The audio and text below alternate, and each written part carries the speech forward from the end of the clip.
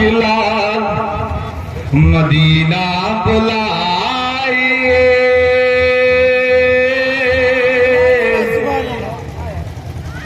है नहीं समझ रहे क्या?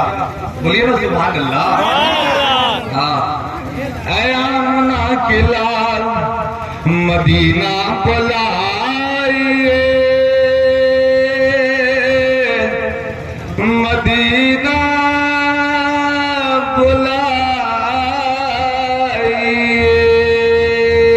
आमीन सुभान अल्लाह। बाबा अल्लाह आपको हज नसीब अता फरमा दे। ये जज्बा के साथ अपने इतने जज्बा दिखा रहे खुदा के बंदे, आप भी थोड़ी मोहब्बत से सुभान अल्लाह कहते। सुनो गला, ऐ आमना के लाल मदीना बुलाइए, मरने से पहले गुंबदे खजरा दिखाइए।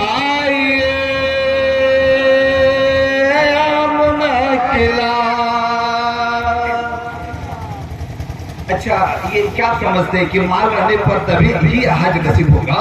नहीं, ये इरादा होना चाहिए। हमने बड़े बड़े मालदारों को देखा है, उससे हज नसीब नहीं हुआ है। दिल के इरादा बनाए दिल में कि हमें हज करना है। सुनो मोहब्बत से, आमना के लाल मदीना बुलाइए, मरने से पहले गुंबदे खजरा दिखाइए। आंखें तरसे रही है जियारत के वास्ते, या रसूल अल्लाह, या रसूल अल्लाह।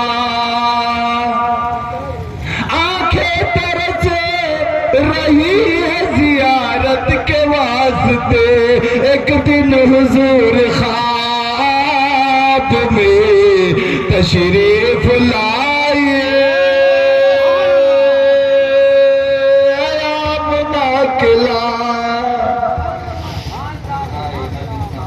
देखिए चारों के नाज़िम साहब बड़ी अकीदत में से रखते हैं।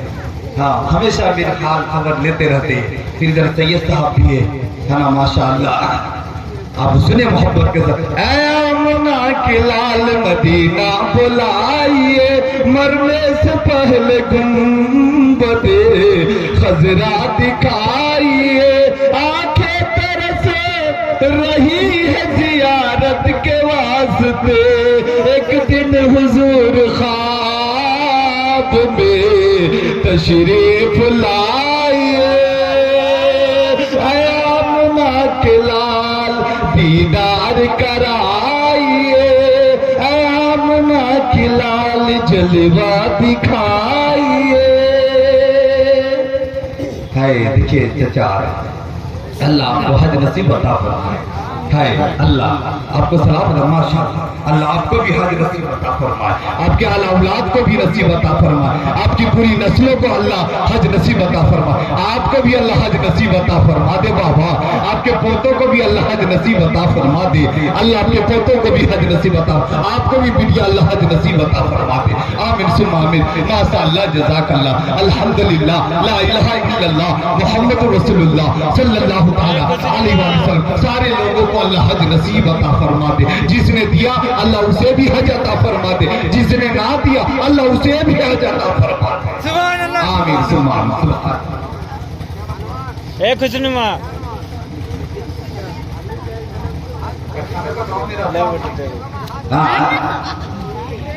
सुने, मुल्क हिंदुस्तान अल्लाह वालों का एक गढ़ है। तारीख ने लिखा है कि मुल्क इसी हिंदुस्तान में एक शाहजहां बादशाह भी गुजरा है। कौन? शाहजहां बादशाह गुजरा। तारीख ने लिखा कि शाहजहां का बेटा का नाम औरंगजेब था। क्या नाम? बोलो ना, क्या नाम? बोले खुदा के बंदे, आप कभी अगर कभी मौका मिले तो आप लोगों को जवाब दे सकते हैं अपने बड़ों के बारे में। औरंगजेब रहमतुल्लाह अलैह का भाई का नाम, औरंगजेब का भाई का नाम दारा सूद। एक ही बाप के बेटे थे, एक ही माँ के बेटे थे, एक ही हवेली के नीचे, एक ही छत के नीचे रहते थे, लेकिन दोनों में खामी और जो खूबी थी वो ये थी कि औरंगजेब रहमतुल्लाह अलैह आलिम से, उलमा से बड़ी अकीदत रखते थे, उनके पास बैठते थे, उठते थे, अल्लाह वालों से मोहब्बत करते थे, अल्लाह वालों के बारगाह में जाया करते थे, अल्लाह वालों की सोहबत इख्तियार क्या करते थे। और उनका भाई जो दारासू था वो थोड़ा पैशाबाज था, शाहजहां का बेटा था, उसी हवेली के नीचे में रहता, औरंगजेब का भाई ही था। लेकिन तारीख में लिखा है कि शाहजहां का बेटा औरंगजेब में और दारासू में दोनों में बड़ा फर्क था। औरंगजेब नमाज भी पढ़ते थे, रमजान में रोजा रखा करते थे, कुरान की तिलावत भी क्या करते थे, आलिम उलमा के साथ उनका अच्छा लगाव, अच्छा टच था। और उनका भाई जो दारासू था उनका मामला जस्ट इसका उल्टा था। वो एक तबका को खुश किया करता था, शराब पीकर जालियों के बाजार को गर्म करके और तरह तरह की उसके अंदर बुराइयां, नमाज को तर्क करता, अय्यास किस्म का था वो। लेकिन दोनों में फर्क यही था कि औरंगजेब अल्लाह वालों की सोहबत में रहते थे, बेटे एक ही बाप के थे, लेकिन फर्क आप देखें, एक ही छत के नीचे, लेकिन फर्क देखें। औरंगजेब अल्लाह वालों की सोहबत इख्तियार किए तो कहां से कहां पहुंच गए, और दारासू अय्यास बंदा, लफंगा लुच्चा के साथ में रहना वो पसंद करता था। तारीख ने लिखा कि दारासू कुछ दिन से बड़ा गमगीन रहा करता था। लोगों ने पूछा, उनके चाहने वालों ने, मानने वालों ने पूछा कि दारासू आप इतने खामोश क्यों रहते हैं, आप इतने चुप क्यों रहते हैं? तो दारासू ने जवाब दिया कि लोगों, ए बेटा, ए सोनी, मुन्नी, मैया, इधर खुदा की बंदी, खामोश रहो, खामोश रहो। तो दारासू ने जवाब दिया कि यारो, मेरी खामोशी रहने की वजह कि मेरे बाबा शाहजहां का अब सल्तनत का वक्त खत्म होने जा रहा है। मुझे फिक्र इस बात की होती है कि अगर सल्तनत हमें मिल जाती तो और भी मजा आ जाता। ए बच्ची,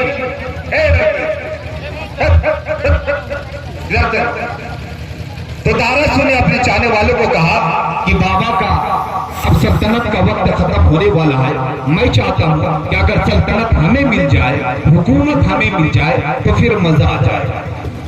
तो उसी में से एक बंदा ने कहा कि आप घबराए ना, सुना है इस पहाड़ी के नीचे एक अल्लाह वाला बंदा कोई बैठता है, एक अल्लाह वाला बंदा कोई बैठता है, आप उनके पास चले जाए और वो बंदा से आप कहे, सुना है वो बंदा जिसके लिए जो दुआएं मांगता है अल्लाह उसकी दुआ को कबूल फरमाता है। सुभान अल्लाह, बोले तो फिर दारासू ने अपनी सारी फौज को लिया और फौज को लेकर के उसी पहाड़ी के सामने चला गया। देखा कि उसी पहाड़ी के अंदर एक खो है, उसी खो के अंदर में वो अल्लाह वाले बैठे थे। दारासू अंदर घुसा, देखा कि वो अल्लाह वाले जिसके चेहरे पे नूरानियत है, जिसके चेहरे पे दाढ़ी है, फटे पुराने कपड़े पहने हुए, धूल मिट्टी कपड़े पे लगी हुई है, मसल्ला बिछा हुआ है, हाथों में तस्बीह है, आंखों बंद की है, अल्लाह अल्लाह अल्लाह अल्लाह अल्लाह अल्लाह जिक्र में लगे। दारासू फरमाते हैं कि मैंने उस बाबा को आवाज दिया, वो बाबा निगाह खोले, अपने मसनद में जो बैठे हुए थे मुसल्ले पे, वो फौरन अपने मुसल्ले से खड़े हो गए। क्या हो गए? खड़े हो गए। और खड़े होकर फरमाते हैं, बेटा आओ बैठ जाओ। क्या फरमाए? बोलो ना, आओ बैठ जा। दारासू ने देखा कि चारों तरफ मिट्टी है, धूल है, धक्कड़ है, ये शहंशाह का बेटा, राजा का बेटा यहाँ कैसे बैठेगा। उन्होंने कहा कि नहीं मैं ठीक हूँ। बोले बेटा बैठ जा। मैं कहा नहीं नहीं मैं ठीक हूँ। बोला अरे खुदा के बंदे बैठ। मैंने कहा नहीं हुजूर मैं ठीक हूँ। तो फिर वो हुजूर फरमाते वो बैठ। उसके बाद पूछने लगे बेटा आए कहाँ से हो। तो कहा हवेली से आया हूँ, शाहजहां का बेटा। नाम क्या है। फरमाते मेरा नाम दारासू है। और उसके बाद फरमाते आए किस लिए हो। तो फिर उसने कहा कि बाबा आया इसलिए कि सुना है कि आपकी दुआ रब के बारगाह में रद्द नहीं कबूल होती है। आया हूं मैं इसलिए कि मेरे बाबा का सल्तनत का वक्त, हुकूमत का वक्त अब खत्म होने वाली है। आप अल्लाह से दुआ कर दे कि हुकूमत सीट गद्दी हमें नसीब हो जाए। इतना सुनना था। वो बुजुर्ग फरमाते बेटा दारासू बैठा तो रहा था, तुमने बैठा ही नहीं है। बोलो ना बोलो ना। वो बुजुर्ग फरमाते कि दारासू बैठा तो बोलो ना, बैठा तो रहा था, तुमने बैठा ही नहीं, मैं क्या क्या। दारासू वापस चला गया। तारीख ने लिखा है कि हजरत औरंगजेब कभी यही मामला था, चुप चुप रहा करते थे, खामोश रहा करते थे। उनके भी चाहने वालों ने पूछा औरंगजेब आप इतने खामोश क्यों रहते, उदास क्यों रहते, वजह क्या है। तब औरंगजेब ने फरमाते कि यारो बाबा का सल्तनत का वक्त खत्म हो रहा, मैं चाहता हूँ कि सल्तनत हमें मिल जाए, हुकूमत हमें मिल जाए। तो फिर बंदे ने कहा घबराते क्यों है, इस पहाड़ी के नीचे एक अल्लाह वाला बैठा है, सुना है उसके बारगाह में जो जाता है उसके लिए जो दुआएं कर देता अल्लाह फौरन उसकी दुआ को कबूल करता। आप उसके बारगाह चले जाए। इतना सुनना था, इतना सुनना था। औरंगजेब को फौरन औरंगजेब अपने घोड़े का लगाम थामे, फौज करने लगे हुजूर चले साथे। फरमाना कोई नहीं जाएगा मेरे साथ, मैं फौरन जाऊंगा। अकेला तन्हा औरंगजेब उसी पहाड़ी के नीचे उसी खो के अंदर घुस गए। देखे औरंगजेब भी कि वो बाबा टूटे फटे कपड़े पहने हुए हैं, धूल मिट्टी लगी भी है, गर्दा गुबार लगा हुआ है, बैठ करके आंख बंद किए अल्लाह अल्लाह अल्लाह का जिक्र करते। वो बाबा आंख खोलते हैं, औरंगजेब सलाम करते अस्सलामु अलैकुम व रहमतुल्लाहि व बरकातहू। वो बाबा जवाब देते आप फौरन खड़े हो जाते। क्या होते फौरन खड़े हो जाते। आप फरमाते मियां आ बैठ। क्या फरमा मियां आ बैठ। औरंगजेब इधर देखिए, बोले अल्लाह वाले की जगह पे मैं बैठूं। फरमाने लगे हुजूर मैं इस लायक नहीं कि आपके मसनद में बैठूं। हाय सुभान अल्लाह। उलमा के सोहबत में रहोगे तो ये बातें सीखने मिलेंगी, किसके पास कैसे बैठा जाता, कहाँ बैठा जाता। औरंगजेब फरमाते हैं कि वो बुजुर्ग फरमाते कि औरंगजेब आप बैठ। तो औरंगजेब फरमाते बाबा मैं इस लायक नहीं कि आपके मसनद पर मैं बैठूं। फरमाते अरे बैठ ना। हुजूर मैं इस लायक नहीं कि आपकी जगह पर बैठे। फिर फरमाते अरे बैठ।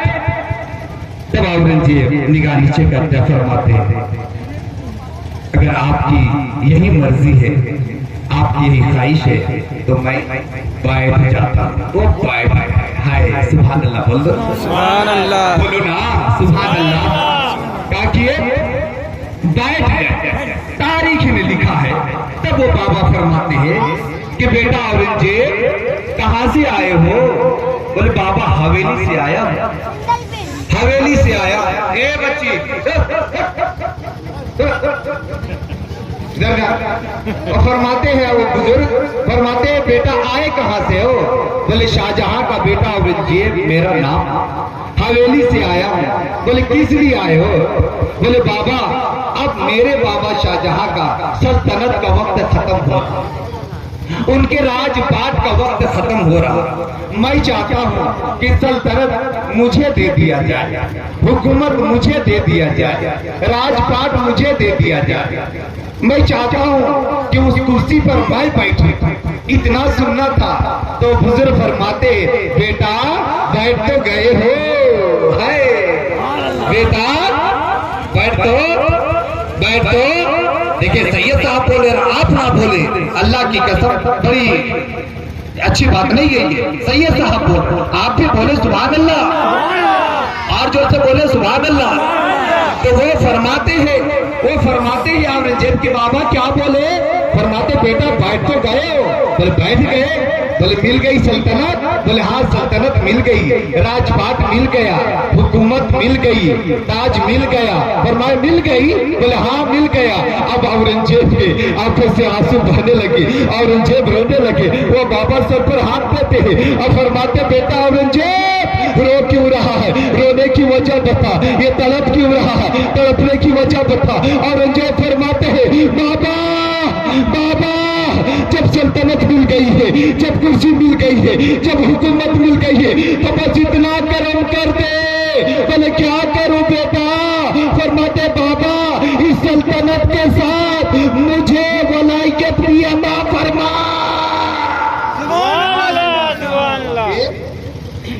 वलायत भी अता फरमा दे। बोले बाबा वलायत अता फरमा दे, मेरे सर पे इमामा डाल दे वलियों का, डाल दे वलायत का, मेरे सर पे ताज डाल दे वलायत का, हमें वलायत भी दे दे। वो बाबा कहने लगे औरंगजेब मेरे पास कुर्सी थी मैंने दिया, मेरे पास हुकूमत थी मैंने हुकूमत दिया, मेरे पास राजपाट था मैंने दिया, वलायत किसी और से ले लेना चाह। क्या फरमाए, वलायत किसी और से ले ले। तब औरंगजेब रोने लगे, फरमाने लगे बाबा आपके कदमों को छोड़ करके नहीं जाएंगे, आपके दर को छोड़ के नहीं जाएंगे। हमें जैसे आप राजपाट दिए हैं, जैसे हुकूमत दिए हैं, जैसे सल्तनत दिए हैं, आपके बारगाह से हमें वलायत भी अता फरमा दे। औरंगजेब फरमाने लगे, वो बुजुर्ग फरमाते हैं ए औरंगजेब जिद ना कर, तंग ना कर, अरे जा जा तुझे राज दिया, पाट दिया, अब अगर वलायत चाहते हो तो औरंगजेब याद रखना, रब्बे काबा की कसम तेरे घर में एक गांव से तेरे बाबा ने जो एक बूढ़े को लाया है, जो तुझे 5 वक्त नमाज के लिए, जो वजू के लिए पानी देता है, जा उसी से वलायत ले। से हाय इतना सुनना था, औरंगजेब की निगाह फट गई, लगा कि जमीन फट गया, मैं अंदर फरमाने लगे हुजूर वो तो मेरे घर का नौकर है, उसे गांव से लाया गया है, गरीब आदमी है, वो मेरे घर का नौकर है। जब अजान होती है तो वो बंदा मुझे वजू के लिए पानी देता है। फरमाया हाँ जो तुझे वजू का पानी देता है, जिस बंदे को गांव से लाए हो, वही तुझे इमाम, वही तुझे वलायत का ताज पहनाएगा, वही तुझे वलायत देगा, वही तुझे वलायत का इमामा बांधेगा। इतना सुनना था, औरंगजेब की आंखों से आंसू गिरने लगे, जाकतार रोने लगे, कहने लगे कि रब्बा मेरे घर में एक अल्लाह वाला है, मेरे घर में एक पीर है, मेरे घर में एक बुजुर्ग है, मेरे घर में एक कुतुब अब्दाल है, और मैं जान ना सका, मैं पहचान ना सका। सारी जिंदगी सारा दिन रात मेरे घर में गुलाम की तरह हो करते रहा, गुलाम की तरह काम करते रहा। औरंगजेब फरमाते हैं मैंने अपने घोड़े पर बैठा, लगाम को थामा और हवेली की तरफ चला गया। हवेली जैसे घुसा, हवेली घुसने के बाद मैं सोचने लगा रब्बा उनसे कैसे वलायत मांगा जाए, उनसे कैसे वलायत मांगा जाए, उनसे कैसे वलायत का ताज मांगा जाए, उनसे कैसे वलायत का इमामा बांधवाया जाए। सोचने लगे, सोचते सोचते उनके जहन में ये बात आई, रब्बा ख्याल आ गया कैसे मांगा जाएगा। इसलिए कि औरंगजेब उलमाओं के सोहबत में रहता था, आलिमों के सोहबत में रहता था, उन्हें पता था कि कैसे हिकमत से काम लिया जाता है। अब इधर जोहर की अजान होती है, औरंगजेब आवाज लगाते हैं, बाबा। आवाज सुनते ही वो गांव से आया वज़ीर, वो गांव से आए वे बूढ़े, वो बंदे तोड़ते हुए लोटा में पानी लेकर के चले आए। फरमाने लगे, जी हाँ आका हुक्म हो। फरमाए, अजान हो चुकी है। बोले, पानी हाजिर है हुजूर। फरमाते, पानी हाजिर है, अब पानी दे दी है। आप जानते हैं जब कोई पीर वजू बनाता है, कोई पीर वजू बनाते हैं तो मुरीद हाथ बांध करके सामने में खड़े होते हैं। उस्ताद अगर वजू बनाते हैं तो शागिर्द हाथ बांध कर खड़ा होता है।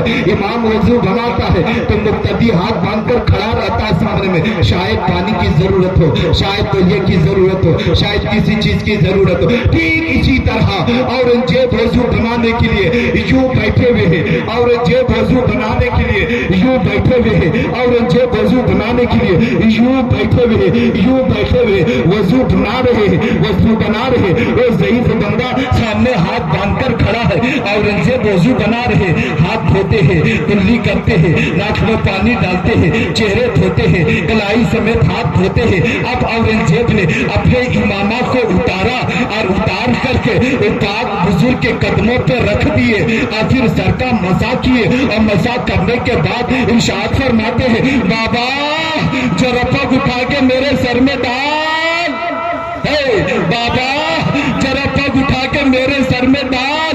इतना सुनना था, वो बुजुर्ग रोने लगे और फरमाने लगे, औरंगजेब बता तो सही, मेरा इस राज को फांस किसने किया? मेरा इस राज को फांस किसने किया?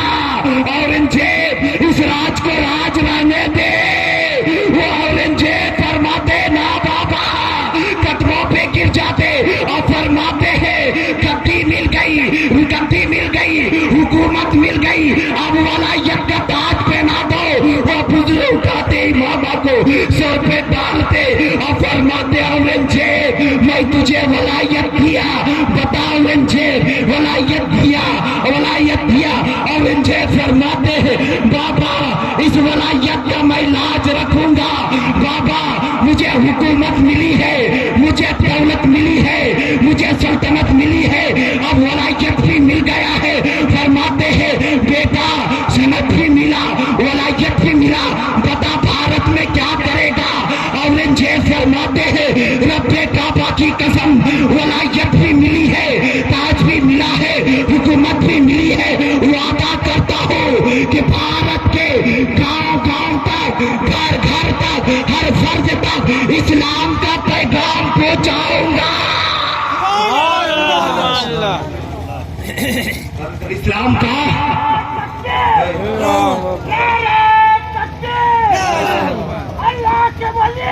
जिंदाबाद,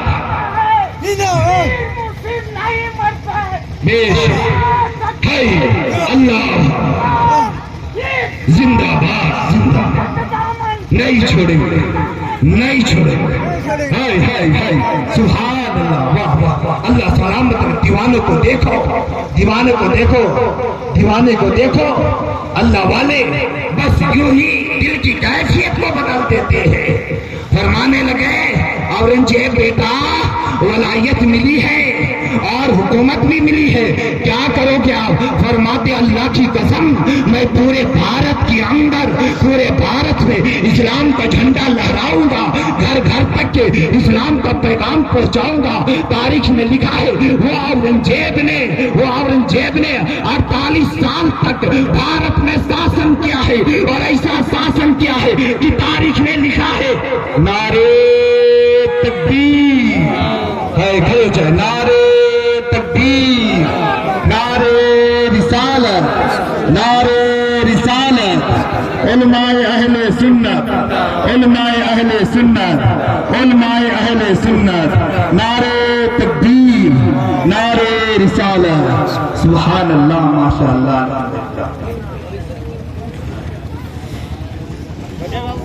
बैठे रहे भैया, बैठा बैठे रहे, लड़की में बैठे रहे। सुनो, बैठो बैठो बैठो बैठो। ये जियारत करो उलमा की।